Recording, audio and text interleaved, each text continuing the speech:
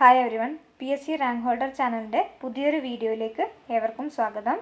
ആദ്യമായിട്ട് നമുക്ക് characteristics of മീറ്റിനകത്ത് PH ഓഫ് മീറ്റ് നോക്കാം. ഓക്കെ, PH ഓഫ് മീറ്റ് നമുക്കറിയാം. എന്താണ് PH എന്താണെന്നൊക്കെ അറിയാത്ത ആൾക്കാരൊന്നുമില്ലല്ലോ. It is defined as the negative logarithm of hydrogen ion concentration. Hydrogen ion കോൺസെൻട്രേഷൻ്റെ നെഗറ്റീവ് ലോഗരിതമാണ് എന്തെന്ന് നമ്മൾ പറയുന്നത് PH ഓഫ് മീറ്റ് എന്ന് പറയുന്നത്. അപ്പോൾ ഇത് വെച്ചിട്ട് നമ്മൾ എന്ത് ഡിനോട്ട് ചെയ്യുന്നുണ്ട്? നമ്മുടെ അസിഡിറ്റി അല്ലെങ്കിൽ ആൽക്കലിനിറ്റി അല്ലേ, അസിഡിറ്റി ആൽക്കലിനിറ്റി നമ്മൾ ചെക്ക് ചെയ്യാൻ വേണ്ടി നോക്കുന്നതാണ് ഈ PH എന്ന് പറയുന്നത്. അപ്പോൾ നമ്മുടെ മീറ്റിൻ്റെ കേസാണ് നമ്മൾ പറയുന്നത്. സാധാരണ അതായത് ഡെത്ത് സംഭവിച്ച പാട് നമ്മുടെ മസിലിൻ്റെ, അതായത് മീറ്റ് നമ്മുടെ ഇപ്പോൾ നമ്മൾ ഏതെങ്കിലും ഒരു മീറ്റ് എടുക്കുകയാണെങ്കിൽ അതിൻ്റെ മസിലിൻ്റെ PH എന്താണ് മെല്ലെ മെല്ലെ മെല്ലെ മെല്ലെ എന്താണ് താഴോട്ട് വരും. അതായത് ഒരു 7.2 ഉള്ളത് ഒരു 5.5 ഒക്കെ ആയിട്ട് മാറും. ഓക്കെ, PHൽ നല്ലൊരു ഡ്രോപ്പ് ഉണ്ടാവും. അതെന്താണെന്ന് വെച്ചിട്ടുണ്ടെങ്കിൽ മസിലിനകത്ത് എന്തുണ്ട്? ഗ്ലൈക്കോജൻ ഉണ്ട്. ഈ ഗ്ലൈക്കോജൻ എന്തായിട്ട് മാറും? അനേറോബിക് കണ്ടീഷനിൽ അത് ലാക്റ്റിക് ആസിഡായിട്ട് മാറും അല്ലേ. ഡെത്ത് സംഭവിക്കുമ്പോൾ എന്താണ്, അവിടെ ഓക്സിജൻ കിട്ടുന്നില്ല, ഉള്ള ഓക്സിജനൊക്കെ ഡിപ്ലീറ്റഡ് ആവുന്നുണ്ട്. അപ്പോൾ ഈ ഗ്ലൈക്കോജൻ എന്തായിട്ട് മാറുന്നു? ലാക്റ്റിക് ആസിഡായിട്ട് മാറുന്നു. അപ്പോൾ ഈ ലാക്റ്റിക് ആസിഡ് അത് ഇതൊരു ആസിഡ് അല്ലേ. അപ്പോൾ എന്താണ്, PH ബേസിക് കണ്ടീഷനിൽ നിന്ന് 7.2ൽ നിന്ന് മെല്ലെ 5.5ലോട്ട് എത്തുന്നു. ഓക്കെ, ഇനി എന്താണ് ഈ ലാക്റ്റിക് ആസിഡ് എന്താണ്, നമ്മളെന്താണ് ഒരു ഇത് ലിവിങ് ഓർഗാനിസം ആണെങ്കിൽ ഈ ലാക്റ്റിക് ആസിഡിനെ മെല്ലെ റിമൂവ് ചെയ്യും. പക്ഷേ ഇത് എന്താണ് മീറ്റിനകത്തായതുകൊണ്ട്, അതായത് കാർക്കസിനകത്താണ് ഇത് നടക്കുന്നുള്ളത് കൊണ്ട് എന്താണ് ലാക്റ്റിക് ആസിഡ് റിമൂവ് ചെയ്യാനും പറ്റുന്നില്ല. അതുകൊണ്ട് തന്നെ സ്ലോലി ഈ 7.2 എന്ന് പറയുന്നത് 5.5 ആയിട്ട് അവിടെ സ്റ്റോപ്പ് ചെയ്യും. ഈ 5.5നെയാണ് നമ്മൾ അൾട്ടിമേറ്റ് PH എന്ന് പറയാം. അൾട്ടിമേറ്റ് PH എന്ന് പറയുന്നത് 5.5 ആണ്. ഓക്കെ, ഈ അൾട്ടിമേറ്റ് PH എന്ന് പറയുന്നത് അതായത് ഏറ്റവും താഴെ വന്ന് നിൽക്കും, അതിന് ശേഷം അത് ചേഞ്ച് ചെയ്യില്ല. അതിനാണ് അൾട്ടിമേറ്റ് PH എന്ന് പറയുക. ഇതെന്ന് പറയുന്നത് എല്ലാ മീറ്റിലും ഒരുപോലെ ആയിരിക്കില്ല, എല്ലാ മസിൽസിലും ഒരുപോലെ ആയിരിക്കില്ല. ഓക്കെ, ഓരോ മസിൽസിലും അതിനകത്ത് എത്രത്തോളം ഗ്ലൈക്കോജൻ കണ്ടൻറ്റ് ഉണ്ട്, ആ ഗ്ലൈക്കോജൻ കണ്ടൻറ്റ് എന്തായാലും എല്ലാ ഗ്ലൈക്കോജനും ലാക്റ്റിക് ആസിഡായിട്ട് മാറും. അപ്പോൾ എത്രത്തോളം പെർസെൻറ്റേജിൽ ഗ്ലൈക്കോജൻ അവൈലബിൾ ആയിട്ടുണ്ട് അതിനൊക്കെ നോക്കിയിട്ടാണ് എന്താണ് ഈ അൾട്ടിമേറ്റ് PHലോട്ട് എത്തുന്നത്. നമ്മൾ പറഞ്ഞിട്ടില്ലേ, ട്രാൻസ്പോർട്ടേഷൻ്റെ സമയത്ത്, ഹാൻഡ്ലിങ്ങിൻ്റെ സമയത്തൊക്കെ സ്ട്രെസ്സ് കൊടുക്കാൻ പാടില്ല എന്നൊക്കെ പറഞ്ഞിട്ടില്ലേ. അപ്പോൾ ഇങ്ങനെ സ്ട്രെസ്ഫുൾ ആയിട്ടുള്ള ആനിമൽസ് ഉണ്ടെങ്കിൽ എന്താണ് അല്ല ഈ അസിഡിറ്റിയിൽ അവിടെ വ്യത്യാസം വരും. അതെങ്ങനെയാണെന്ന് വെച്ചിട്ടുണ്ടെങ്കിൽ ഒന്ന് നോർമൽ എന്ന് പറയുമ്പോൾ എന്താണ് 7.2 മെല്ലെ ഒരു 5.5 ആയിട്ട് വരും. സ്ലോലി, അതായത് ഒരു 7 to 8 hours ഒക്കെ എടുത്തിട്ടാണ് ഇത് നടക്കുന്നുള്ളത്, അല്ലെങ്കിൽ ഒരു 6 to 8 hours എന്ന് പറയാം. അത്രയും ടൈം എടുത്തിട്ടാണ് നടക്കുന്നത്. പിന്നെ ഒന്നെന്ന് വെച്ചിട്ടുണ്ടെങ്കിൽ ഈ PH ഈ 7.2ൽ നിന്ന് അധികമൊന്നും പോയില്ല, ഒരു 6.5 വരെ മാത്രമേ പോകുന്നുള്ളൂ. അത് അങ്ങനെ ഒരു സംഭവമുണ്ട്. അപ്പോൾ അതിന് നമ്മൾ എന്താ പറയും? ഡാർക്ക് ഫേം ഡ്രൈ മീറ്റ് എന്ന് പറയും. Dark firm and dry meet. Okay, DFD എന്ന് വെച്ചിട്ടുണ്ടെങ്കിൽ dark firm and dry meet എന്ന് പറയും. അതായത് ഫസ്റ്റ് കുറച്ച് അവേഴ്സിൽ മാത്രമേ ഈ ഗ്ലൈക്കോജൻ എന്തായിട്ട് മാറുന്നുള്ളൂ, ലാക്റ്റിക് ആസിഡായിട്ട് മാറുന്നുള്ളൂ. പിന്നെ അത് എന്താണ് സ്റ്റേബിളായിട്ട് 6.5ൽ തന്നെ നിൽക്കും. പക്ഷേ നോർമൽ ആകുമ്പോൾ 7.2 മെല്ലെ 6 ആയി, അവിടെ നിന്ന് മെല്ലെ 5 ആയി, അങ്ങനെ 5 അല്ല 6.5 ആയി, അത് പിന്നെ 6 ആയി, അങ്ങനെ 5.6 ആയി, 5.5 ആയി, അങ്ങനെയാണ് വരുന്നുള്ളത്. പക്ഷേ DFDൻ്റെ കേസിൽ എന്ന് പറഞ്ഞിട്ടുണ്ടെങ്കിൽ അത് 6.5ന് ശേഷം മാറില്ല. 6.5 തൊട്ട് 6.8 അത്ര മാത്രമേ മാറുന്നുള്ളൂ. Dark firm and dry meat ആണ് കേട്ടോ. അപ്പോൾ എന്തുകൊണ്ടാണ് നമ്മുടെ ആനിമൽ ഏതെങ്കിലും സ്ട്രെസ്ഡ് കണ്ടീഷനിലോ മറ്റുണ്ടെങ്കിൽ, അതായത് എക്സോസ്റ്റഡ് ആയിട്ട് വളരെ ടയേർഡ് ആയിട്ടുള്ള ആനിമൽസിലൊക്കെ ആണെങ്കിൽ അവിടെ ലോ ഗ്ലൈക്കോജൻ കണ്ടന്റ് ആയിരിക്കും, ലോ ഗ്ലൈക്കോജനേ ഉണ്ടാവുള്ളൂ. അപ്പോൾ അവിടെ നിന്ന് കുറച്ച് ലാക്റ്റിക് ആസിഡ് ഉണ്ടാവുള്ളൂ. അപ്പോഴാണ് ഇത് സംഭവിക്കുന്നത്. അപ്പോൾ ഡാർക്ക് ഫേം ആൻഡ് ഡ്രൈ മറക്കരുത്. ഇനി അടുത്തതാണ് PSC, pale soft and exudative meat. ഇവിടെ എന്ന് വെച്ചിട്ടുണ്ടെങ്കിൽ ഫസ്റ്റ് നമ്മൾ പറയില്ലേ 7.2ൽ നിന്ന് ഒരു 6 to 8 hours ഒക്കെ എടുത്തിട്ടാണ് 5.5ലോട്ടൊക്കെ എത്തുക. ഇതെന്ന് വെച്ചിട്ടുണ്ടെങ്കിൽ റാപ്പിഡ്ലി വളരെ പെട്ടെന്ന് എന്തായിട്ട് മാറുന്നു? 5.5 ആവുന്നു, എന്നിട്ടും കുറച്ചുകൂടെ കുറയുന്നു, ഒരു 5.2 ഒക്കെ പോകുന്നു. ഓക്കെ, 5.2 ഒക്കെ പോകുന്നു. അപ്പോൾ PSC എന്ന് വെച്ചിട്ടുണ്ടെങ്കിൽ റാപ്പിഡ്ലി ആണ്. ഇവിടെ 6.5 കഴിഞ്ഞാൽ പിന്നെ അനക്കമില്ല, ഇവിടെ വളരെ സ്പീഡിൽ. അവിടെ നമ്മൾ 6 to 8 hours ഒക്കെ എടുത്ത് സ്ലോലി ഗ്രാജുവലിയാണ് ഇത് വന്നത്. ഇവിടെ റാപ്പിഡായിട്ട് പോകുമ്പോൾ എന്താണ് അസിഡിറ്റി വളരെ കൂടുതലായിരിക്കും. പെയില് സോഫ്റ്റ് ആൻഡ് എക്സുഡേറ്റീവ് കണ്ടീഷൻ എന്ന് പറയുന്നു. ഓക്കെ, എവിടെയെന്ന് വെച്ചിട്ടുണ്ടെങ്കിൽ ഈ നമ്മുടെ മസിൽ പ്രോട്ടീൻസ് ഒക്കെ വളരെ വാട്ടറി ആയതുകൊണ്ടും അതുപോലെ തന്നെ അത് പെയിലായിട്ടുള്ള അൺഅട്രാക്റ്റീവ് കളറിൽ വരും, സോഫ്റ്റ് ആയിരിക്കും, പിന്നെ അതിന് വലിയ ഫ്ലേവറൊന്നും ഉണ്ടാവില്ല. അതൊക്കെ കാര്യങ്ങളാണ് ഇതിനകത്ത് വരിക. PSC ഇത് മെയിനായിട്ട് പോർക്കിനകത്തും ഈ DFD മെയിനായിട്ട് ബീഫിനകത്തുമാണ് നടക്കാറുള്ളത്. ഓക്കെ, അപ്പോൾ അതാണ് പി എച്ചിൻ്റെ കേസ് പറയാനുള്ളത്. നെക്സ്റ്റ് നമുക്ക് വാട്ടർ ഹോൾഡിംഗ് കപ്പാസിറ്റി നോക്കാം. ഈ വാട്ടർ ഹോൾഡിംഗ് കപ്പാസിറ്റി എന്ന് പറയുമ്പോൾ എന്തായിരിക്കും, അതിൻ്റെ മീറ്റിനകത്ത് എത്രത്തോളം അതിന് വാട്ടർ ഹോൾഡ് ചെയ്ത് വെക്കാൻ പറ്റുന്നുണ്ട്. So water holding capacity is defined as the ability of the meat to retain its water during the application of external forces.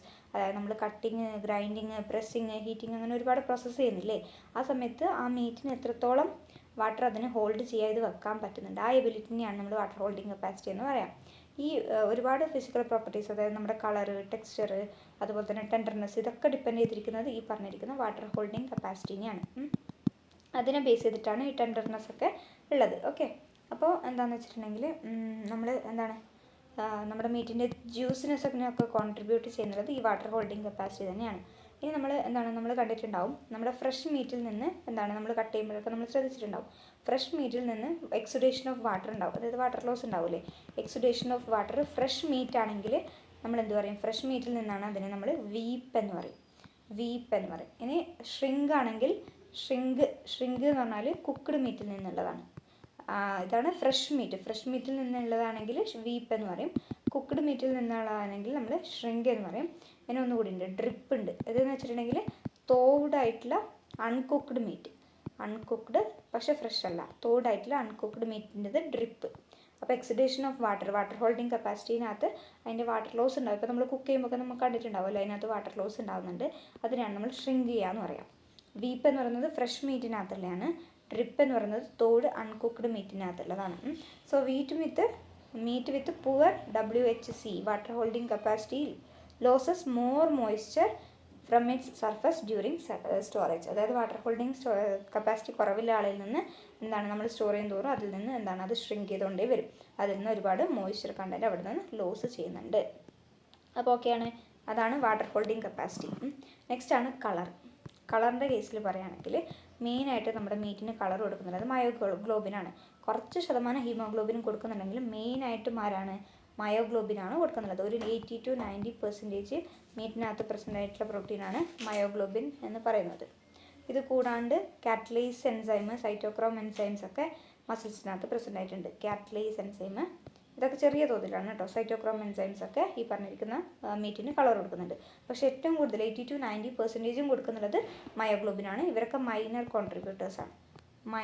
കോൺട്രിബ്യൂട്ടേഴ്സാണ്. പിന്നെ മയോഗ്ലോബിൻ്റെ കേസ് പറയുമ്പോൾ അറിയാലോ അതിൻ്റെ സ്ട്രക്ചർ എങ്ങനെയാണ്. ഒരു പ്രോട്ടീൻ പാർട്ട് ഉണ്ട്, ഗ്ലോബിൻ എന്ന് പറയുന്നുള്ള ഒരു പ്രോട്ടീൻ പാർട്ട് ഉണ്ട്.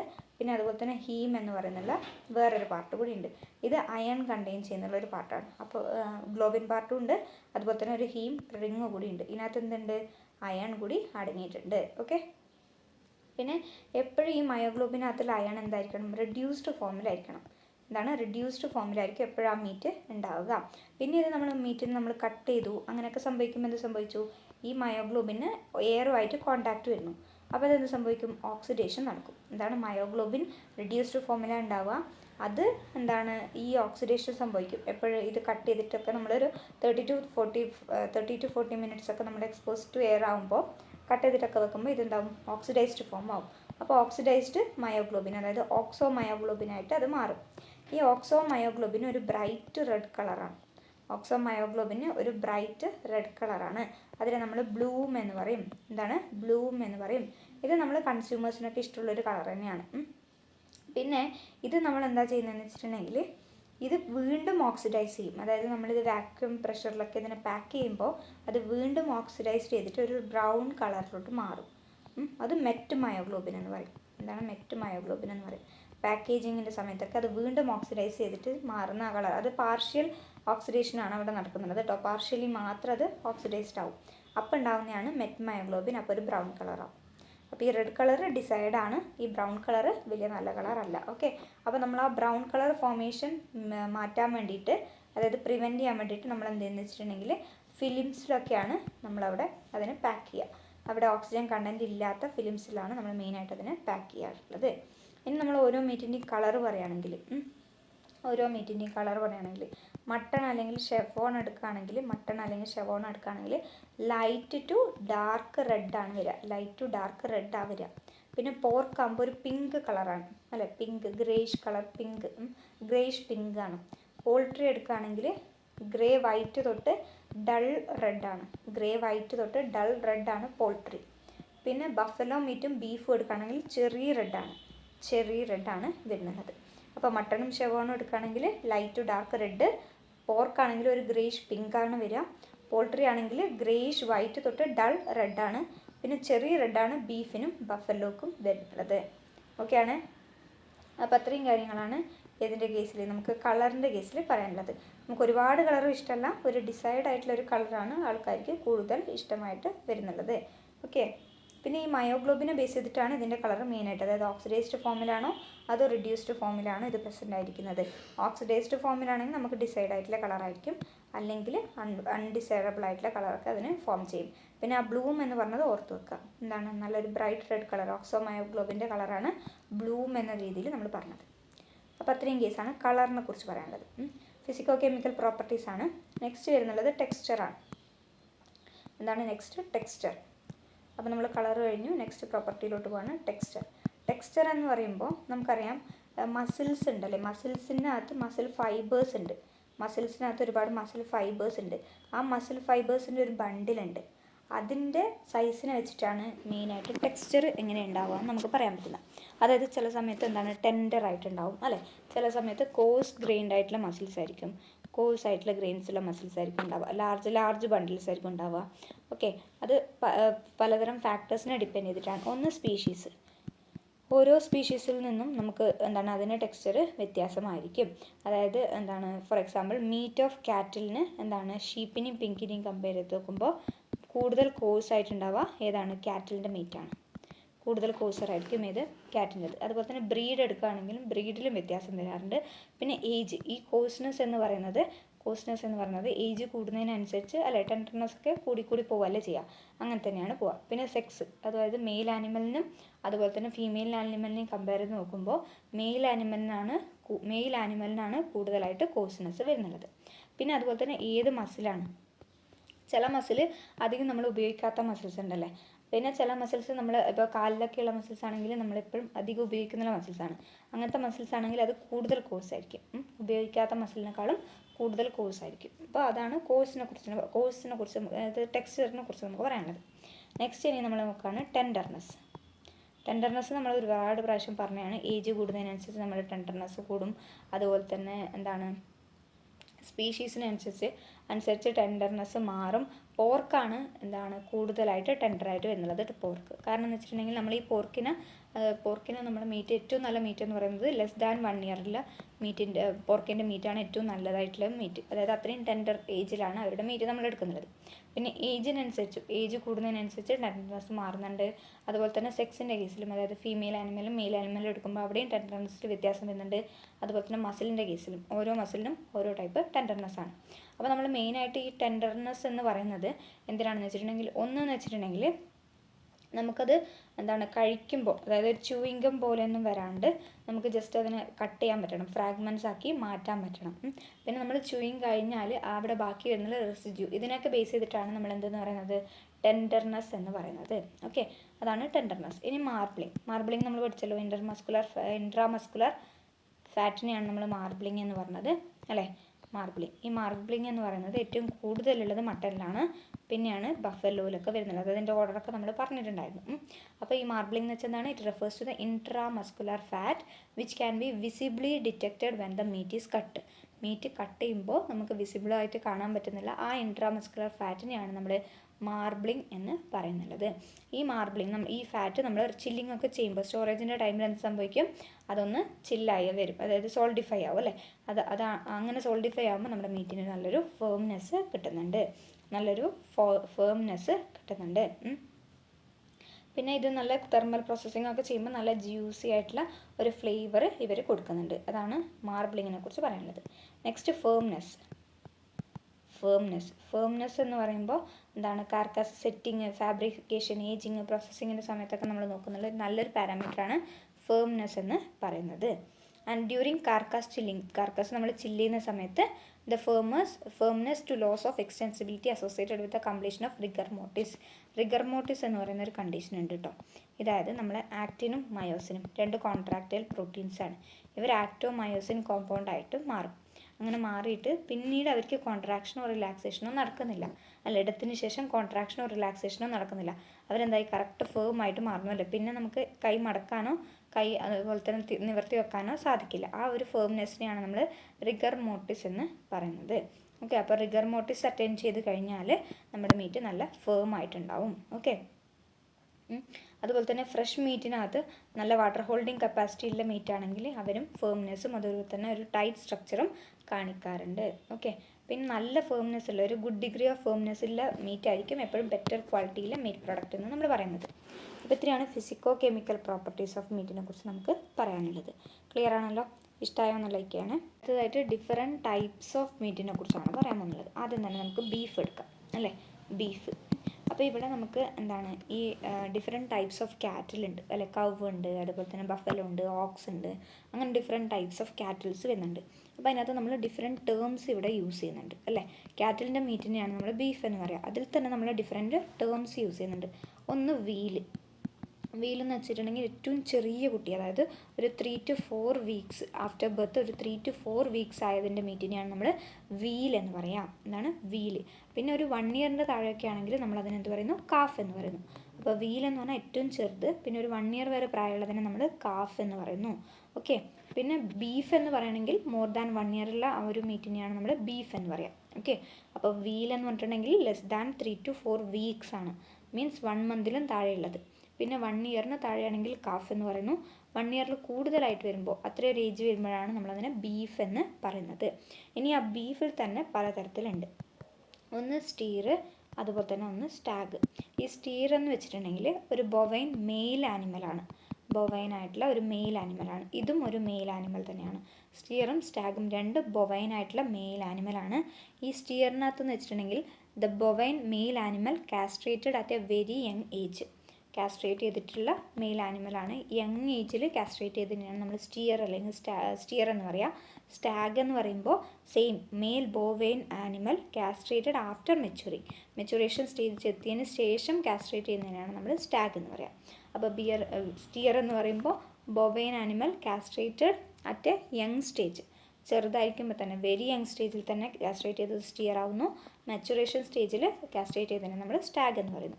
നെക്സ്റ്റ് ഫീമെയിൽ ആനിമലാണ് ഹെയ്ഫർ എന്ന് പറയുമ്പോൾ, അതായത് ഒരു female bovine animal that has not born a calf. ഒരു കുട്ടി ഇല്ലാത്തതിനെയാണ്, കുട്ടി ഇതുവരെ ബോൺ ചെയ്യാത്തത്, അങ്ങനത്തെ ഉള്ള ഒരു ഇതിനെയാണ് നമ്മൾ എന്തെന്ന് പറയുക, ഹെയ്ഫർ എന്ന് പറയാം. അപ്പോൾ സ്റ്റീർ വെരി യങ് ഏജിൽ നമ്മൾ കാസ്ട്രേറ്റ് ചെയ്തു, സ്റ്റാഗ് മെച്ചുറേഷൻ കഴിഞ്ഞ് കാസ്ട്രേറ്റ് ചെയ്തു. ഹെയ്ഫർ എന്ന് പറയുമ്പോൾ calf, it has not born a calf, അതിനാണ് നമ്മൾ ഹെയ്ഫർ എന്ന് പറയുക. പിന്നെ കൗ എന്ന് പറയുമ്പോൾ സാധാരണ എന്താണ്, a female bovine animal that has born a calf. കാഫിന് ബോൺ ചെയ്തതിനെ നമ്മൾ കൗ എന്ന് പറയുന്നു, ബോൺ ചെയ്യാത്തതിനെ നമ്മൾ ഹെയ്ഫർ എന്ന് പറയുന്നു. ഓക്കെ, ഇവിടെ നമ്മുടെ എന്താണ് സ്റ്റീറിൻ്റെയും ഹെയ്ഫറിൻ്റെയും ഒക്കെ ആനിമലിൻ്റെ ക്വാളിറ്റി എന്ന് പറയുന്നത് സെയിം തന്നെയാണ്. And the quality of meat from the cow and bull depends upon maturity but is generally inferior to that of steer and heifer. സ്റ്റിയറിൻ്റെയും ഹെയ്ഫറിനേക്കാളും ഇൻഫീരിയർ ആയിരിക്കും കൗവിൻ്റെയൊക്കെ മീറ്റ് എന്ന് പറയുന്നത്. പിന്നെ സ്റ്റാഗിൻ്റെ മീറ്റ് എന്ന് പറയുന്നത് ഡിപ്പെൻഡ്സ് ഓൺ ദ ഏജ് ആണ്. ഓക്കെ, അപ്പോൾ സ്റ്റിയർ, സ്റ്റാഗ്, ഹെയ്ഫർ, കൗ, അതുപോലെ തന്നെ നമ്മളെന്താ പറയുക വീല്, അതുപോലെ തന്നെ കാഫ്, ബീഫ്. ഇത്രയും ടേംസാണ് ഇതിനെക്കുറിച്ച് പറയാനുള്ളത്, ബീഫിനെ കുറിച്ച് പറയാനുള്ളത്. ഒന്നും മാറിപ്പോകരുത്. നെക്സ്റ്റ് ആയിട്ട് വരുന്നതാണ് മട്ടൺ. നമ്മൾ സാധാരണ ഷീപ്പിൻ്റെ മീറ്റിനെയാണ് നമ്മൾ മട്ടൺ എന്ന് പറയുക. ഷീപ്പിൻ്റെ മീറ്റിനെയാണ് നമ്മൾ മട്ടൺ എന്ന് പറയുക. ഗോട്ടിൻ്റെ നമ്മൾ ഷെവോൺ എന്നാണ് പറയുന്നത്. ഷെവോൺ എന്ന് വെച്ചിട്ടുണ്ടെങ്കിൽ എന്താണ്, ഷീപ്പിൻ്റെത്. മട്ടൺ എന്ന് വെച്ചിട്ടുണ്ടെങ്കിൽ ഷെവോൺ എന്ന് വെച്ചിട്ടുണ്ടെങ്കിൽ ഗോട്ടിൻ്റെത്. മട്ടൺ എന്ന് വെച്ചിട്ടുണ്ടെങ്കിൽ എന്തിൻ്റെയാണ്, ഷീപ്പിൻ്റെത്. ഇവിടെ എന്ത് വരുന്നുണ്ട്, ലാമ്പ്. ഈ ലാമ്പ് എന്ന് പറയുമ്പോൾ എന്താണ്, ഒരു നമ്മൾ നേരത്തെ കാഫ് പറഞ്ഞില്ലേ, അതായത് 1 ഇയറിൽ താഴെയുള്ളതിനെ നമ്മൾ എന്ത് പറയും, ലാമ്പ് എന്ന് പറയും. ലാമ്പ് എന്ന് പറയുമ്പോൾ 1 ഇയറിൽ താഴെയുള്ളത്, അതായത് സ്മോളർ ആയിരിക്കും, അതുപോലെ തന്നെ അതിന് ലൈറ്റർ ബോൺസ് ആയിരിക്കും ഉണ്ടാവുക, ഫ്ലഷൊക്കെ ലൈറ്റ് കളേർഡ് ആയിരിക്കും, അതുപോലെ തന്നെ സോഫ്റ്റർ ആയിരിക്കും, ഇൻറ്റേർണൽ ഫാറ്റ്സും അതൊക്കെ വൈറ്റ് കളറിലാണ് ഉണ്ടാവുക. അതായത് അത്രയും ടെൻഡർനെസ് ഉള്ള ഒരു മീറ്റാണ് ലാമ്പ് എന്ന് പറയുന്നത്. നെക്സ്റ്റ് വരുന്നതാണ് ഏത്, ഇയേർലിംഗ് മട്ടൺ. ഓക്കെ, ഇയേർലിംഗ് മട്ടൺ എന്ന് പറയുമ്പോൾ ഒരു 12 മന്ത്സ് തൊട്ട് 20 മന്ത്സ് വരെ, 1 ഇയർ തൊട്ട് വീണ്ടും ഒരു 20 മന്ത്സ് വരെ പോകുന്നതന്നെയാണ് നമ്മൾ ഇയേർലിംഗ് മട്ടൺ എന്ന് പറയുക. ഇവിടെ എന്ന് പറയുമ്പോൾ ലാമ്പിൽ നിന്ന് കുറച്ച് വ്യത്യാസമാണ്. കുറച്ചുകൂടെ ഡാർക്കർ ആയിട്ടുള്ള മീറ്റ് ആയിരിക്കും, കുറച്ചുകൂടെ തിക്കർ ആയിട്ടുള്ള ഫാറ്റ് ആയിരിക്കും, കുറച്ചുകൂടെ അല്ലേ. ആ ഒരു ലാമ്പ് എന്ന് പറയുമ്പോൾ ഏറ്റവും സോഫ്റ്റ് ആയിട്ടുള്ളത്, അതിന് കൂടി കുറച്ച് മെച്ചുവേർഡ് ആയിരിക്കും. പിന്നെ വരുന്നത് മെച്യൂർ മട്ടൺ. എന്താണ് മെച്യൂർ മട്ടൺ? ഇവിടെ എന്ന് പറയുമ്പോൾ 20 monthsന് മേലെ വരുന്നുള്ള എല്ലാ മട്ടണിനെയും നമ്മൾ എന്ത് പറയും, മെച്യൂർ മട്ടൺ എന്ന് പറയും. അപ്പോൾ ഇവിടെ വീണ്ടും കളർ ഓഫ് ദ മട്ടൺ എന്ന് പറയുന്നത് ഒരു ലൈറ്റ് ടു ഡാർക്ക് റെഡ് വരെ എത്തും. അതുപോലെ തന്നെ ബോൺസൊക്കെ ഭയങ്കര ഹാർഡായിട്ട് വരും. പിന്നെ ഇവിടെ നമ്മുടെ ക്യാരക്ടറിസ്റ്റിക് ഫ്ലേവർ എന്ന് പറയുന്നത് ലാമ്പിൽ നിന്നും വളരെ വ്യത്യസ്തമായിട്ടാണ് ഇവിടെ വരുന്നുള്ളത്. ഓക്കെ, അപ്പോൾ അതാണ് ലാമ്പ്, ഇയർലിംഗ് മട്ടൺ, അതുപോലെ തന്നെ മെച്യൂറിംഗ് മട്ടൺ. ഇത്രയും 3 മാത്രമേ മട്ടണിൻ്റെ കേസിലുള്ളൂ. പക്ഷേ ബീഫിൻ്റെ കേസിൽ നമ്മൾ ശ്രദ്ധിക്കണം, വീൽ 3 to 4 months ആയത്, പിന്നെ കാഫ് 1 to 2 years, 1 ഇയറിന് താഴെയുള്ളത് ബീഫ്, 1 ഇയറിന് മേലെയുള്ളത് ബീഫ്, 1 ഇയറിന് താഴെയുള്ളത് കാഫ്. പിന്നെ എന്താ പറയുക, സ്റ്റീയർ എന്ന് വെച്ചിട്ടുണ്ടെങ്കിൽ യങ് സ്റ്റേജിൽ തന്നെ കാസ്ട്രേറ്റ് ചെയ്തത്, സ്റ്റാഗ് എന്ന് വെച്ചിട്ടുണ്ടെങ്കിൽ മെച്യൂർ സ്റ്റേജിൽ കാസ്ട്രേഷൻ ചെയ്തത്, പിന്നെ ഹെയ്ഫർ എന്ന് വെച്ചിട്ടുണ്ടെങ്കിൽ കാഫ് ഇതുവരെ ഉണ്ടാവാത്തത്, കൗ എന്ന് വെച്ചിട്ടുണ്ടെങ്കിൽ കാഫ് ഉണ്ടായിട്ടുള്ളത്. അത്രയാണ് ഏത് ബീഫിൻ്റെ കേസിൽ നമ്മൾ പറഞ്ഞത്. അടുത്തതാണ് പോർക്ക്. ഈ പോർക്കിൻ്റെ കേസിൽ നമുക്ക് കുറച്ച് ആൾക്കാരുണ്ട് കേട്ടോ. പോർക്കിൻ്റെ കേസിൽ ഫസ്റ്റ് എന്ന് പറഞ്ഞാൽ നമുക്കറിയാം എന്തിൻ്റെ, സ്വൈൻ്റെ മീറ്റിനെയാണ് നമ്മൾ എന്തെന്ന് പറയുക, പോർക്ക് എന്ന് പറയാം. ഇവിടെ നമുക്ക് സാധാരണ ഞാൻ നേരത്തെ പറഞ്ഞല്ലോ 3 to 12 monthsലുള്ള ഏജിലുള്ള പോർക്കിൻ്റെ മീറ്റ് ആയിരിക്കും ഏറ്റവും നല്ല എന്താണ് പറയുന്നത്, ഗുഡ് എന്ന് പറയുന്നത്. ഓക്കെ, ഗുഡ് ക്വാളിറ്റി പോർക്ക് എന്ന് പറയുന്നത് 3 to 12 monthsൻ്റെ ഇതിലാണുള്ളത്. ഇവിടെ എന്താണ് നമുക്കറിയാം, പോർക്കിൻ്റെ മീറ്റിനകത്ത് ഏറ്റവും കൂടുതലുള്ളത് ഫാറ്റാണ്. അപ്പോൾ ഈ ഫാറ്റിൻ്റെ കണ്ടൻറ്റ് ഏറ്റവും കൂടുതൽ വരുന്നുള്ളത് ഈ 12 monthsന് ശേഷമാണ്. അപ്പോൾ അതിന് മുന്നേ തന്നെ എടുക്കുകയാണെങ്കിൽ നല്ല ടേസ്റ്റുള്ള മീറ്റ് നമുക്ക് കിട്ടും. ഓക്കെ, പിന്നെ ഇതിൻ്റെ കളർ എന്ന് പറയുന്നത് പിങ്ക് ആണ്, നമ്മൾ പറഞ്ഞല്ലോ.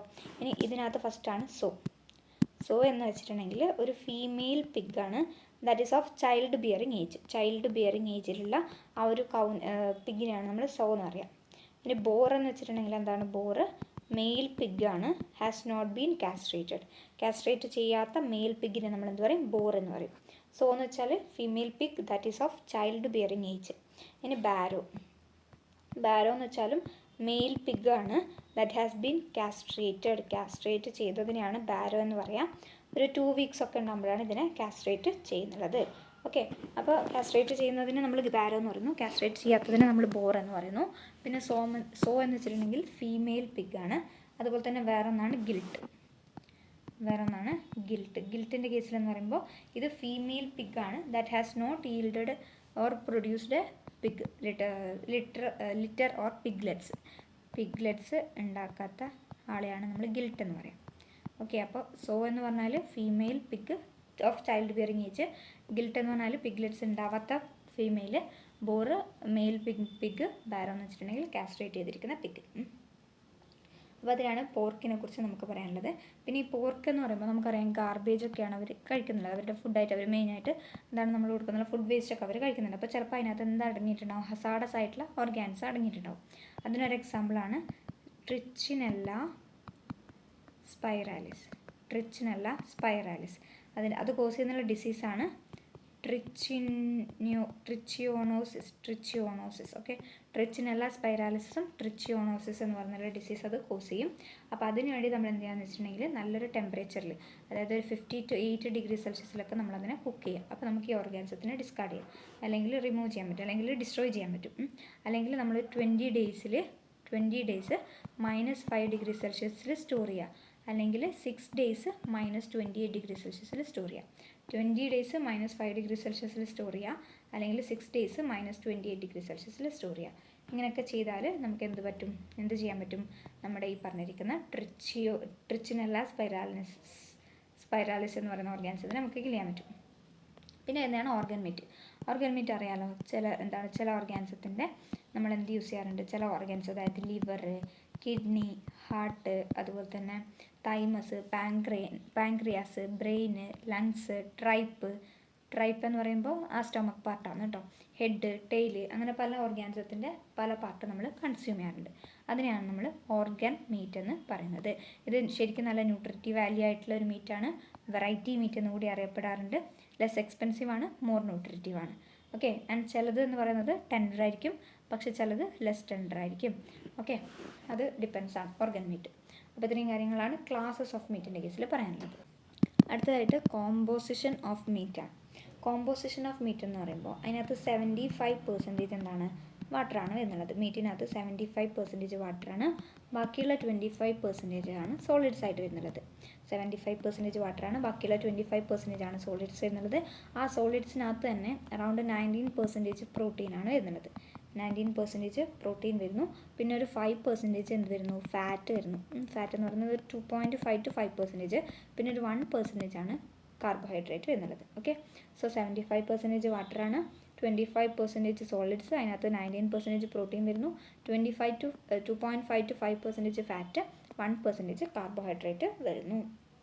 ഇനി വാട്ടറിനെ കുറിച്ച് പറയുമ്പോൾ ഇതിനകത്ത് പ്രസൻ്റ് ആയിട്ടുള്ള 75% വാട്ടറിനെ കുറിച്ച് പറയുമ്പോൾ എന്താണ് ഏറ്റവും അല്ലേ, നമുക്കറിയാം 2/3 എന്താ വരുന്നുള്ളത്, വാട്ടർ തന്നെയാണ് വരുന്നുള്ളത്. മസിൽ ടിഷ്യൂവിനകത്തൊക്കെ ഏറ്റവും കൂടുതലുള്ളത് എന്താണ്, വാട്ടറാണ്.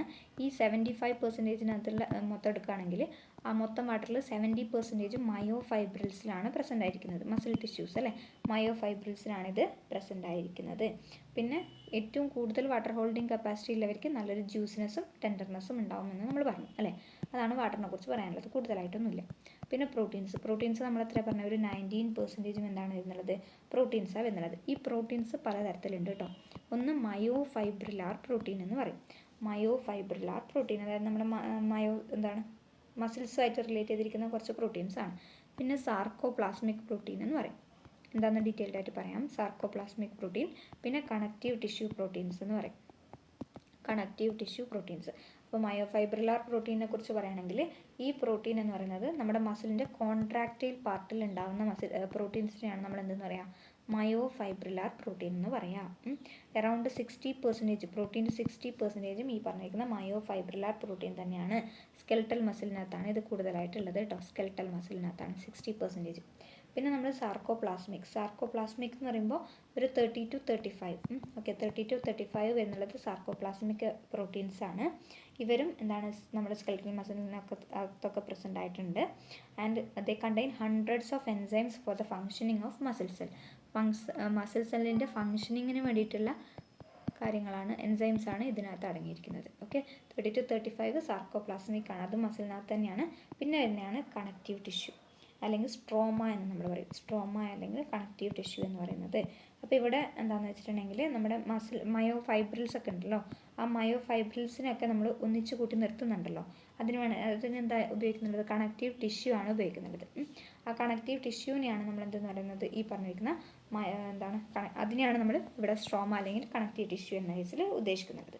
പിന്നെ ചില എക്സ്ട്രാ സെല്ലുലാർ ആയിട്ടുള്ള കണക്റ്റീവ് ഫൈബേഴ്സ് ഉണ്ട്, അതായത് കൊലാജൻ എന്ന് പറയുമ്പോൾ മെയിൻ ആയിട്ടുള്ള ഒരു ഫൈബ്രസ് പ്രോട്ടീനാണ് നമ്മുടെ മസിലിനകത്തൊക്കെ ഉള്ളത്.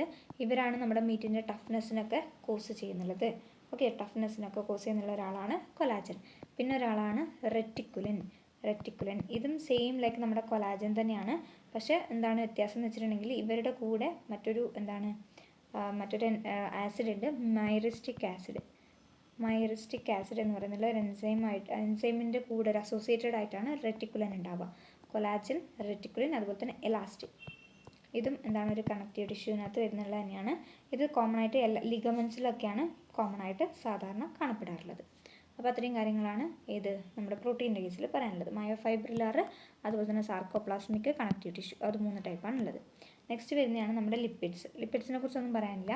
എന്താണ് നമ്മുടെ മീറ്റ് ആനിമലിൽ സാധാരണ കാണപ്പെടുന്ന ഒരു മേജർ കോമ്പോണൻറ്റ് തന്നെയാണ് ലിപ്പിഡ്സ് എന്ന് പറയുന്നത്. പിന്നെ മോയ്സ്ചർ കണ്ടൻറ്റ് കൂടുതലാണെങ്കിൽ ലിപ്പിഡ് കണ്ടൻറ്റ് കുറവായിരിക്കും. മോയ്സ്ചർ കണ്ടൻറ്റ് കൂടുതലാണെങ്കിൽ ലിപ്പിഡ് കണ്ടൻറ്റ് കുറവായിരിക്കും. അതുപോലെ തന്നെ മോയ്സ്ചർ കണ്ടൻറ്റ് കുറവാണെങ്കിൽ ലിപ്പിഡ് കണ്ടൻറ്റ് കൂടുതലായിരിക്കും. ഇൻവേഴ്സ്ലി പ്രൊപ്പോർഷണൽ ആണ്. പിന്നെ കാർബോഹൈഡ്രേറ്റ്സ് നമ്മൾ പറഞ്ഞില്ലേ, ഗ്ലൈക്കോജൻ സാധാരണ 1% ഒക്കെ ഉണ്ടാവാറുള്ളൂ. ഈ ഗ്ലൈക്കോജൻ നമ്മൾ conversion of glycogen to lactic acid പറഞ്ഞില്ലേ, ആ ഗ്ലൈക്കോജൻ്റെ കേസാണ് ഇവിടെ പറയുന്നത്. അതിവിടെ പ്രസൻ്റ് ആയിട്ടുണ്ടാവും.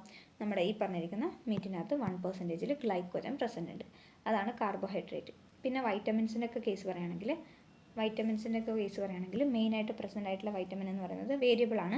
അതായത് ഏജ് ഓഫ് ആനിമലിനെയും അതുപോലെ തന്നെ സ്പീഷീസിനെയും അതുപോലെ തന്നെ എത്രത്തോളം ഫാറ്റ് അതിനകത്ത് അടങ്ങിയിട്ടുണ്ട് അല്ലേ. ഫാറ്റ് റിച്ച് ആയിട്ടുള്ള, അതായത് നല്ല ഫാറ്റുള്ള ഒരു ആനിമൽ ആണെങ്കിൽ അതിനകത്ത് ഫാറ്റ് സൊല്യൂബിൾ വൈറ്റമിൻസ് ഉണ്ടാവും.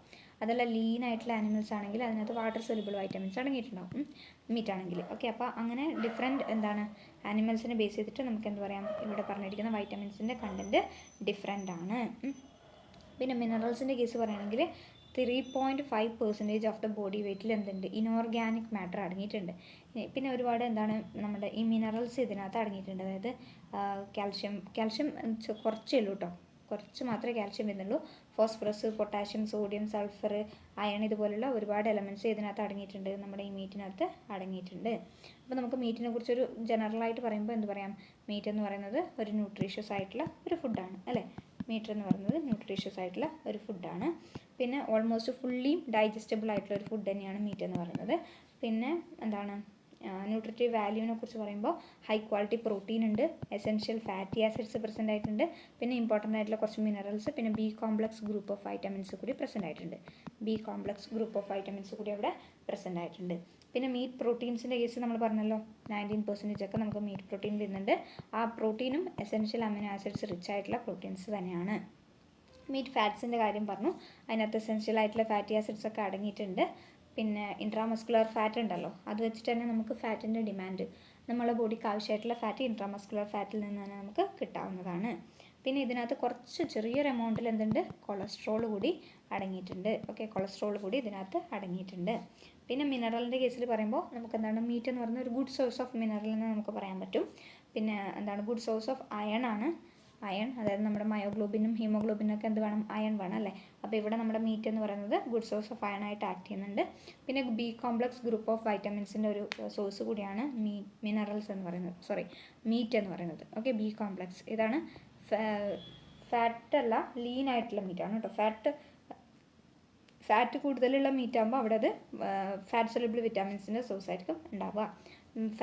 വൈറ്റമിൻ സി എന്ന് പറയുന്നത് ഓൾമോസ്റ്റ് ആബ്സെൻ്റ് ആണ്, എങ്കിലും ഏറ്റവും കൂടുതൽ വൈറ്റമിൻ ബി കോംപ്ലക്സ് കിട്ടുന്നുള്ളത് മീറ്റിൽ നിന്ന് നമുക്ക് നല്ലൊരു ക്വാണ്ടിറ്റിയിൽ ബി കോംപ്ലക്സ് കിട്ടുന്നുണ്ട്. പിന്നെ നമുക്ക് കോമൺ ആയിട്ട് പറയുകയാണെങ്കിൽ പോർക്കിൽ നിന്ന് തയമിൻ കിട്ടുന്നുണ്ട് കേട്ടോ. പോർക്കിൽ നിന്ന് തയമിൻ എന്ന് പറയുന്നുള്ള വൈറ്റമിൻ നമുക്ക് നല്ലോണം കിട്ടുന്നുണ്ട് മറ്റുള്ള മീറ്റിനെ കമ്പയർ ചെയ്ത് നോക്കുമ്പോൾ. പിന്നെ ലിവർ ഉണ്ടല്ലോ, അതിൻ്റെ ഓർഗൻ മീറ്റിൽ, അതിനകത്ത് നിയാസിൻ, അതുപോലെ തന്നെ റൈബോഫ്ലേവിൻ, അയണൊക്കെ അടങ്ങിയിട്ടുണ്ട്. ലിവറിനകത്ത് നിയാസിനും റൈബോഫ്ലേവിനും അയണൊക്കെ അടങ്ങിയിട്ടുണ്ട്. അതാണ് നമ്മുടെ കോമ്പോസിഷൻ അല്ലെങ്കിൽ ന്യൂട്രിറ്റീവ് വാല്യൂ ഓഫ് മീറ്റിനെ കുറിച്ച് പറയാനുള്ളത്. ജസ്റ്റ് ഒന്ന് സ്ട്രക്ചർ കൂടി നോക്കി വെക്കാം. അതായത് ഇപ്പോൾ എന്താണ് ആക്റ്റിൻ, എന്താണ് മയോസിൻ, ആ കുറച്ച് കാര്യങ്ങൾ അതുകൂടി ജസ്റ്റ് ഒന്ന് മയോ ഫൈബ്രിൽ എന്ന് നമ്മൾ പറയുന്നില്ല, അതിൻ്റെ സ്ട്രക്ചർ കൂടി ഒന്ന് ജസ്റ്റ് മനസ്സിലാക്കി കഴിഞ്ഞാൽ നമ്മുടെ ഈ പറഞ്ഞിരിക്കുന്ന കെമിക്കൽ പ്രോപ്പർട്ടീസ് ഓഫ് മീറ്റ് കഴിയും. പിന്നെ മൈക്രോബയോളജിക്കൽ പ്രോപ്പർട്ടീസാണ്, അത് നമുക്ക് നെക്സ്റ്റ് ക്ലാസ്സിൽ എടുക്കാം. സ്ട്രക്ചർ ഓഫ് മീറ്റ് പറയുമ്പോൾ നമ്മൾ കൂടുതലായിട്ട് പറയുന്നത് സ്കെൽട്ടൽ മസിലിനെ കുറിച്ചാണ്. സ്കെൽട്ടൽ മസിൽ, ആ പേര് വെക്കുമ്പോൾ തന്നെ മനസ്സിലാക്കണം. സ്കെൽട്ടൽ മസിൽ എന്ന് വെച്ചാൽ നമ്മുടെ സ്കെൽട്ടൽ കോമ്പോണൻസുമായിട്ട് അസോസിയേറ്റ് ചെയ്തിട്ടുള്ള മസിൽസിനെയാണ് നമ്മൾ എന്ത് പറയുക, skeletal muscles. Skeletal muscles are closely associated with the skeletal components of the body. Skeletal കോമ്പോണൻറ്റുമായിട്ട് അസോസിയേറ്റ് ചെയ്തിരിക്കുന്ന മസിൽസിനെയാണ് നമ്മൾ എന്തെന്ന് പറയുക, സ്കെൽട്ടൽ മസിൽസ് എന്ന് പറയാം. ഈ സ്കെൽട്ടൽ മസിലിൻ്റെ മറ്റൊരു പേരാണെന്ത്, സ്ട്രയേറ്റഡ് മസിൽ. പിന്നെ നോക്കാനുള്ളത് സ്കെൽട്ടൽ മസിലിൻ്റെ സ്ട്രക്ചറാണ്. ഓരോ സ്കെൽട്ടൽ മസിലിനകത്തും എന്താണ്, ഫസിക്കിൾസ് എന്ന് പറയുന്ന മസിൽ ബണ്ടിൽസ് ഉണ്ട്. നിങ്ങൾക്ക് ഇവിടെ കാണാൻ പറ്റുന്നുണ്ടാവും അല്ലേ, ഫസിക്കിൾ എന്ന് പറയുന്ന ബണ്ടിൽ. അങ്ങനെ ഒരുപാട് മസിൽസ് ഇതിനകത്തുണ്ട്, അങ്ങനത്തെ ഒരുപാട് മസിൽ ബണ്ടിൽസ് ഇതിനകത്തുണ്ട്, ഈ സ്കെൽട്ടൽ മസിലിനകത്തുണ്ട്. Each skeletal muscle in our body is made up of a number of muscle bundles called fascicles. ബണ്ടിൽസിനെയൊക്കെ ഒരുമിച്ച് കൂട്ടിപ്പിടിച്ചിരിക്കുന്നത് എന്താണ്, ഒരു കണക്റ്റീവ് ടിഷ്യൂ ആണ്. അതിനെയാണ് നമ്മൾ എന്തെന്ന് പറയുക, ഫാസിയ എന്ന് പറയാം. എന്താണ് പറയുക, fascia. Fascicles held together by a connective tissue. ഇവിടെ തന്നെ നിങ്ങൾക്ക് ഒരുപാട് ഫാസിക്കിൾസിനെ ഒരുമിച്ച് കാണുന്നില്ലേ, അതിനൊക്കെ കവർ ചെയ്തിട്ടുള്ള ആ ഒരു ടിഷ്യൂ, ആ ഒരു ലെയറിനെയാണ് നമ്മൾ എന്തെന്ന് പറയുക, ഫാസിയ എന്ന് പറയുക. വേറെ ഒന്നല്ല, ഫാസിക്കിൾസിന് നമ്മൾ ഒരുമിച്ച് കൂട്ടിപ്പിടിക്കുന്ന ആ കണക്റ്റീവ് ടിഷ്യൂ, ഒരു കണക്റ്റീവ് ടിഷ്യൂ ആണെന്ന് ഓർമ്മ പറഞ്ഞു കേട്ടോ, അതാണ് ഫാസിയ. ഞാനിപ്പോൾ നമ്മൾ ഈ പറഞ്ഞ മസിൽ ബണ്ടിലുണ്ടല്ലോ, അതായത് നമ്മുടെ ഫസിക്കിളിനെ ഒരുമിച്ച് കൂട്ടുന്ന ഫാസിയ. അപ്പോൾ ഈ ഓരോ ഫസിക്കിളിൻ്റെ ഉള്ളിലും എന്തുണ്ട്, ഒരുപാട് മസിൽ ഫൈബേഴ്സ് ഉണ്ട്. ഇനി ഓരോ ഫൈബറിനകത്തും എന്തുണ്ട്, each muscle fibre is lined by a plasma membrane. അതായത് ഓരോ ഫൈബറിനെയും പൊതിഞ്ഞുകൊണ്ട് ഒരു പ്ലാസ്മ മെംബ്രെയിൻ ഉണ്ട്. ഇപ്പോൾ നമ്മൾ പറഞ്ഞ ഫെസിക്കിൾസിനെ പൊതിഞ്ഞുകൊണ്ട് ഒരു കണക്റ്റീവ് ടിഷ്യൂ ഉണ്ട്, അതാണ് ഫാസിയ. അതുപോലെ തന്നെ ആ ബണ്ടിലിനകത്ത് മസിൽ ഫൈബേഴ്സ് ഉണ്ട്. ഈ ഓരോ ഫൈബേഴ്സിനെയും പൊതിഞ്ഞുകൊണ്ട് കവർ ചെയ്തുകൊണ്ടുള്ള ഒരു പ്ലാസ്മ മെംബ്രെയിൻ ഉണ്ട്, അതിനാണ് നമ്മൾ സാർക്കോലെമ്മ എന്ന് പറയാം. സാർക്കോലെമ്മക്കകത്തുള്ള ഫ്ലൂയിഡാണ് സാർക്കോപ്ലാസം. നമ്മൾ സൈറ്റോപ്ലാസം, പ്രോട്ടോപ്ലാസം എന്നൊക്കെ പറയില്ലേ, അതേപോലെ സാർക്കോലെമ്മക്കകത്തുള്ള ഫ്ലൂയിഡാണ് എന്ത്, സാർക്കോപ്ലാസം. മനസ്സിലായില്ലേ, നമ്മുടെ ഫൈബറിന് പൊതിഞ്ഞിട്ടുള്ള ആ ഒരു പ്ലാസ്മ മെംബ്രെയിനാണ് സാർക്കോലെമ്മ, അതിനകത്തുള്ള ഫ്ലൂയിഡാണ് സാർക്കോപ്ലാസം. സാർക്കോപ്ലാസത്തിനകത്ത് എന്തുണ്ട്, ന്യൂക്ലിയസ് ഉണ്ട്. ഒരുപാട് ന്യൂക്ലിയസ് ഇതിനകത്ത് പ്രസൻ്റ് ആണ്, സാർക്കോപ്ലാസത്തിനകത്ത് പ്രസൻ്റ് ആണ്. Sarcoplasm of muscle fibres contains many nucleus. So the muscle fibre is syncytium. അതുകൊണ്ട് നമ്മൾ അതിനെന്തെന്ന് വിളിക്കും, സിൻഷ്യം. സിൻഷ്യം എന്ന് വെച്ചാൽ ഒരുപാട് ന്യൂക്ലിയസ് ഉള്ളതുകൊണ്ട് സാർക്കോപ്ലാസത്തിനെ നമ്മൾ വിളിക്കുന്ന പേരാണ്. മനസ്സിലായില്ലേ? സാർക്കോപ്ലാസത്തിനകത്താണ്, സാർക്കോലെമ്മയല്ല, സാർക്കോലെമ്മക്കകത്ത് സാർക്കോപ്ലാസം ഉണ്ട്. ആ സാർക്കോപ്ലാസത്തിനകത്ത് മിനി ന്യൂക്ലിയസ് ഉണ്ട്, ഒരുപാട് ന്യൂക്ലിയസ് ഉണ്ട്. അതുകൊണ്ട് തന്നെ നമ്മൾ സിൻഷ്യം എന്ന് വിളിക്കും. അടുത്ത എന്താണ്? Sarcoplasmic reticulum. അതായത് എൻഡോപ്ലാസ്മിക് റെറ്റിക്കുലം പോലെ നമ്മുടെ സാർക്കോപ്ലാസ്മക്കകത്ത് കാണപ്പെടുന്ന ആ എൻഡോപ്ലാസ്മിക് റെറ്റിക്കുലത്തിനെയാണ് നമ്മൾ എന്തെന്ന് പറയുക? സാർക്കോപ്ലാസ്മിക് റെറ്റിക്കുലം എന്ന് പറയാം. Endoplasmic reticulum of muscle fibre is known as sarcoplasmic reticulum എന്നറിയപ്പെടും. ഈ സാർക്കോപ്ലാസ്മിക് റെറ്റിക്കുലം എന്താണ്? It is the store house of calcium ions. നമുക്കറിയാമല്ലേ, നമ്മുടെ മസിലിൻ്റെ ആക്ടിവിറ്റിക്ക് കാൽഷ്യം അയോൺസ് ആവശ്യമാണ്. അപ്പോൾ അങ്ങനെ ആവശ്യം വരുന്ന കാൽഷ്യം അയോൺസിൻ്റെ സ്റ്റോർ ഹൗസ് എന്ന് പറയുന്നത് എന്താണ്? നമ്മുടെ സാർക്കോപ്ലാസ്മക്കകത്തുള്ള എൻഡോപ്ലാസ്മിക് റെറ്റിക്കുലമാണ്. അതിനാണ് നമ്മൾ സാർക്കോപ്ലാസ്മിക് റെറ്റിക്കുലം എന്ന് വിളിക്കുക. അടുത്തതാണ് മയോഫൈബ്രിൽസ്. മയോഫൈബ്രിൽസ് എന്ന് വെച്ചാൽ നമ്മളിപ്പോൾ പറഞ്ഞില്ലേ ഫാസിക്കിൾസിനകത്ത് നമ്മുടെ മസിൽ ഫൈബേഴ്സിന് പൊതിഞ്ഞുകൊണ്ട് ഒരു സാർക്കോലെമ്മ, ആ സാർക്കോലെമ്മക്കകത്ത് സാർക്കോപ്ലാസം, ആ സാർക്കോപ്ലാസ്മക്കകത്ത് എന്താണ്? Large number of parallelly arranged filaments ഉണ്ട്. സാർക്കോപ്ലാസത്തിനകത്ത് ഒരുപാട് ഫിലമെൻറ്റ്സ് ഉണ്ട്, നമ്മൾ പാരലലി അറേഞ്ച് ചെയ്തിട്ടുള്ള ഫിലമെൻറ്റ്സ് ഉണ്ട്. അതിനാണ് നമ്മൾ എന്തെന്ന് പറയുക? മയോ ഫിലമെൻറ്റ്സ് എന്ന് പറയും. മസിലിനകത്ത് പാരലലി അറേഞ്ച് ചെയ്തിട്ടുള്ള ഫിലമെൻറ്റ്സ് ആണ് മയോ ഫിലമെൻറ്റ്സ് എന്ന് പറയാം. ശരിക്കും മസിലിനകത്ത് എന്ന് പറയുമ്പോൾ ശരിക്കും എവിടെയാണ്? സാർക്കോപ്ലാസത്തിനകത്ത്. അതിൻ്റെ മറ്റൊരു പേരാണ് മയോഫൈബ്രിൽസ്. മയോഫിലമെൻറ്റ്സ് അല്ലെങ്കിൽ മയോഫൈബ്രിൽസ് എന്ന് പറയും. ഇനി നമ്മൾ അങ്ങനെ ഒരു മയോഫിലമെൻ്റ് എടുക്കുമ്പോൾ അല്ലെങ്കിൽ അങ്ങനത്തെ ഒരു മയോഫൈബ്രിൽ എടുത്ത് നോക്കുകയാണെങ്കിൽ അതിനകത്ത് എന്താണ്? ഡാർക്ക് ബാൻഡ്സും അതുപോലെ തന്നെ ലൈറ്റ് ബാൻഡ്സും ഉണ്ടാവും. ആൾട്ടർനേറ്റ് ആയിട്ട് ഒരു ഡാർക്ക് ബാൻഡ്, ഒരു ലൈറ്റ് ബാൻഡ്, ഒരു ഡാർക്ക് ബാൻഡ്, ഒരു ലൈറ്റ് ബാൻഡ്, അങ്ങനെ നമുക്ക് കാണപ്പെടും. Each myofibril has alternate dark and light bands on it. Dark ഷെയ്ഡുള്ളതിനെ നമ്മൾ ഡാർക്ക് ബാൻഡ്സ് എന്ന് പറയും, ലൈറ്റ് ഷെയ്ഡുള്ളതിന് ലൈറ്റ് ബാൻഡ്സ് എന്ന് പറയും. അങ്ങനെ ആൾട്ടർനേറ്റ് ആയിട്ട് ഒരു ഡാർക്ക് ലൈറ്റ് അങ്ങനെ എന്ത് കാണപ്പെടും? ഡാർക്ക് ആൻഡ് ലൈറ്റ് ബാൻഡ്സ് ഓരോ മയോഫൈബ്രിലിനകത്തും കാണപ്പെടും. 2 ഇമ്പോർട്ടൻ്റ് ആയിട്ടുള്ള പ്രോട്ടീൻസ് ആണ് ഈ ലൈറ്റ് ബാൻഡും ഡാർക്ക് ബാൻഡും ഈ മയോഫിലമെൻറ്റിനകത്ത് കാണാനുള്ള കാരണം. എന്താണ്? 2 പ്രോട്ടീൻസ് ആണ്. നമ്മളിപ്പോൾ പറഞ്ഞ ഡാർക്ക് ബാൻഡ് ലൈറ്റ് ബാൻഡ് ഇല്ലേ, അതൊരു ഫിലമെൻറ്റിനകത്ത് കാണാൻ കാരണം എന്തുകൊണ്ടാണ്? ഈ 2 പ്രോട്ടീൻസും കൊണ്ടാണ്. ആ പ്രോട്ടീൻസിൻ്റെ പേരാണ് actin and myosin. Striated appearance, striated എന്ന് പറഞ്ഞാൽ ഇത് തന്നെയാണ് കേട്ടോ, ഒരു ഡാർക്ക് ലൈറ്റ് എന്ന് പറഞ്ഞില്ലേ, അതന്നെ. Striated appearance of myofibril is due to the distribution of pattern of 2 important proteins. ആ 2 ഇമ്പോർട്ടൻറ്റ് പ്രോട്ടീനാണ് ഏതൊക്കെ? നമ്മുടെ ആക്റ്റിനും മയോസിനും. ഈ ചിത്രത്തിനകത്ത് നിങ്ങൾക്ക് കാണാൻ പറ്റുന്നില്ലേ, ഒരു ഡാർക്ക് ബാൻഡ്, ഡാർക്ക് കളറിൽ കാണുന്നത് ഡാർക്ക് ബാൻഡ്, പിന്നെ ഒരു ലൈറ്റ് ബാൻഡ്, അങ്ങനെയാണ് ഉണ്ടാവുക കേട്ടോ. അതാണ് പറഞ്ഞുകൊണ്ടിരിക്കുന്നത്. കുറച്ചുകൂടെ നമുക്ക് ഡീറ്റെയിൽഡ് ആയിട്ട് പഠിക്കാനുണ്ട്, പറയാം. ഇനി ആ ലൈറ്റ് ബാൻഡിനകത്ത് പ്രസൻ്റ് ആയിട്ടുള്ള പ്രോട്ടീനാണ് ആക്റ്റിൻ. നമ്മൾ പറഞ്ഞില്ലേ 2 ഇമ്പോർട്ടൻറ്റ് പ്രോട്ടീനാണെന്ന്, ആക്റ്റിനും മയോസിനും. അപ്പോൾ ആക്റ്റിൻ പ്രസൻ്റ് ആയിട്ടുള്ളത് ലൈറ്റ് ബാൻഡിനകത്താണ്. അതുകൊണ്ട് തന്നെ നമ്മളതിനെ ഐ ബാൻഡ് എന്ന് പറയും. ഐ ബാൻഡ് എന്ന് പറയുമ്പോൾ ഐസോട്രോപ്പിക് ബാൻഡിനെ നമ്മൾ ഷോർട്ടായിട്ട് വിളിക്കുന്നതാണ്. എന്താണ്? ലൈറ്റ് ബാൻഡിനകത്ത് പ്രസൻ്റ് ആയിട്ടുള്ള പ്രോട്ടീനാണ് ആക്റ്റിൻ. അതുകൊണ്ട് നമ്മളതിനെ ഐസോട്രോപ്പിക് ബാൻഡ് എന്ന് പറയും. അതിന് നമ്മൾ ഷോർട്ടായിട്ട് ഐ ബാൻഡ് എന്ന് പറയും.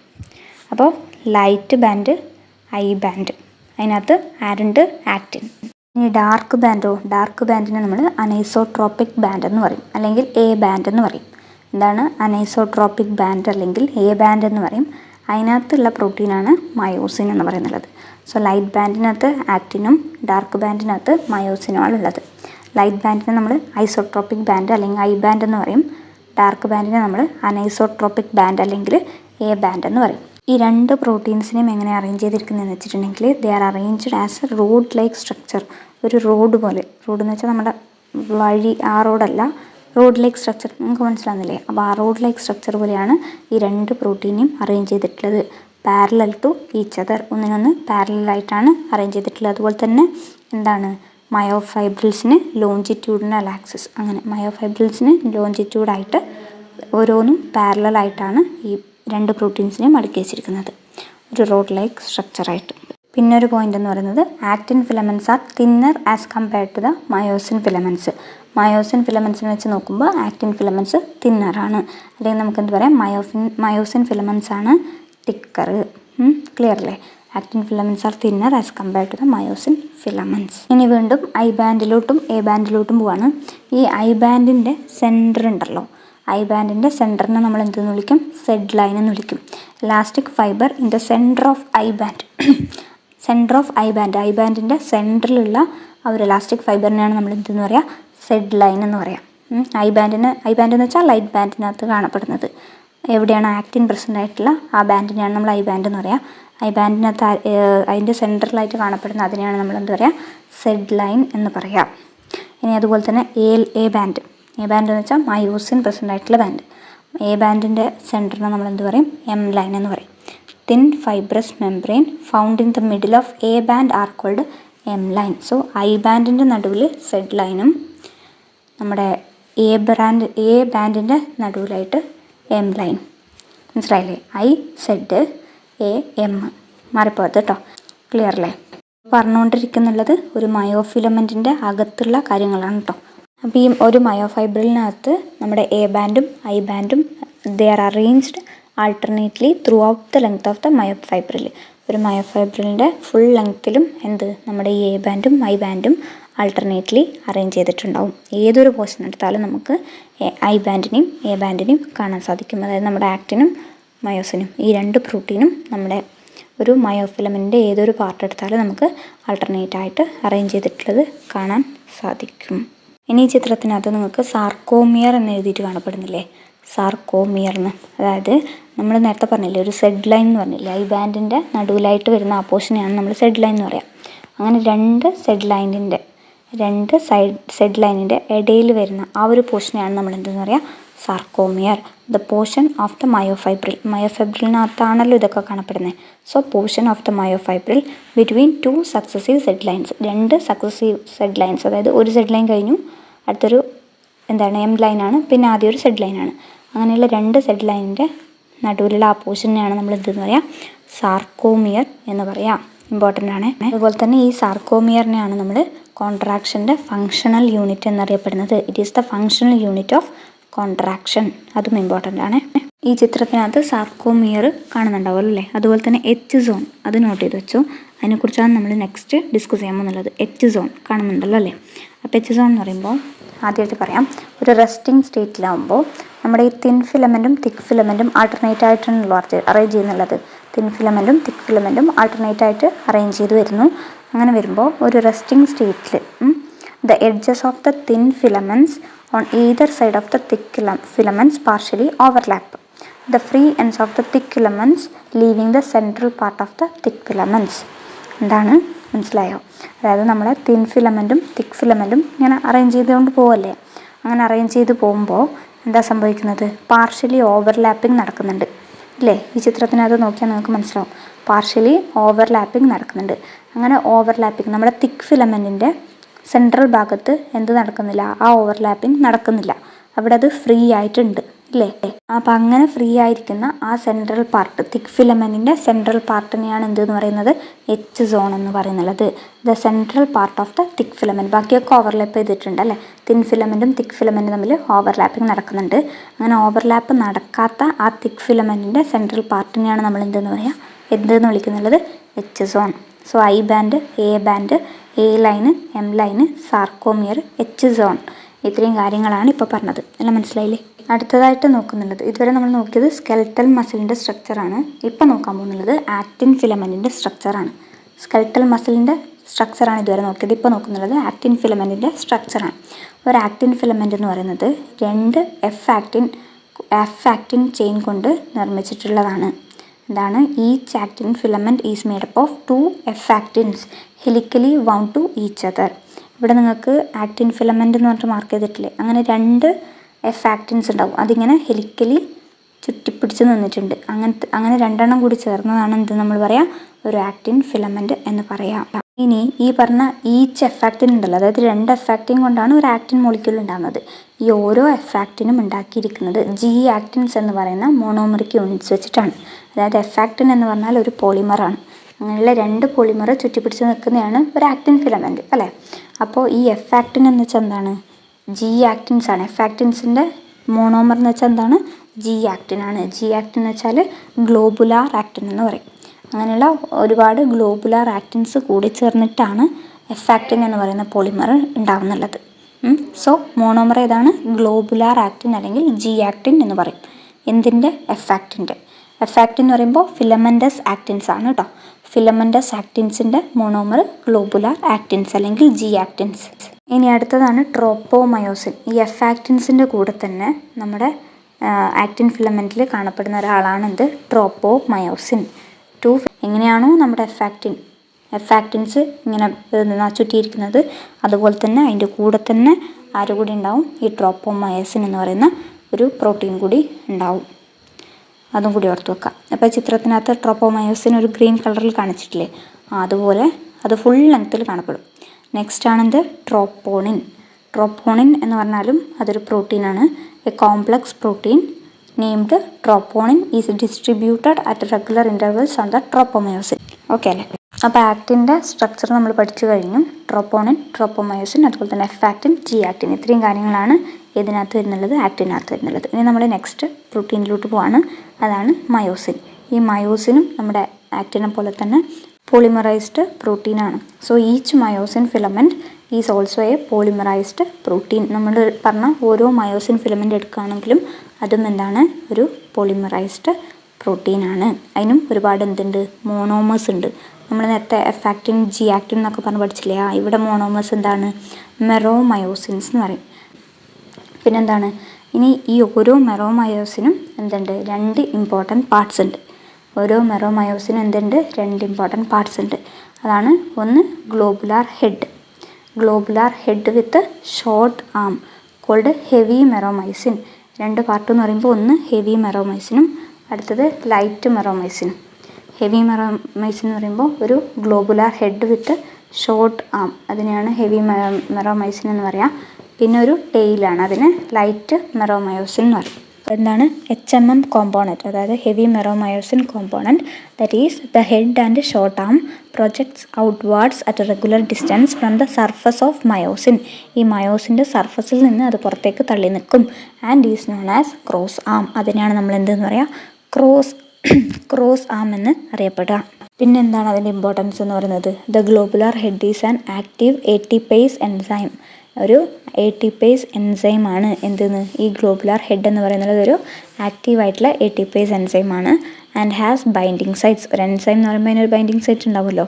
And has binding sites for ATPase എൻസൈമാണ്. അതുകൊണ്ട് തന്നെ അതിനെന്തുണ്ട്, ഒരു ബൈൻഡിങ് സൈറ്റ് ഉണ്ട്. എന്തിനുള്ള ബൈൻഡിങ് സൈറ്റ്, ATPക്കുള്ളത്.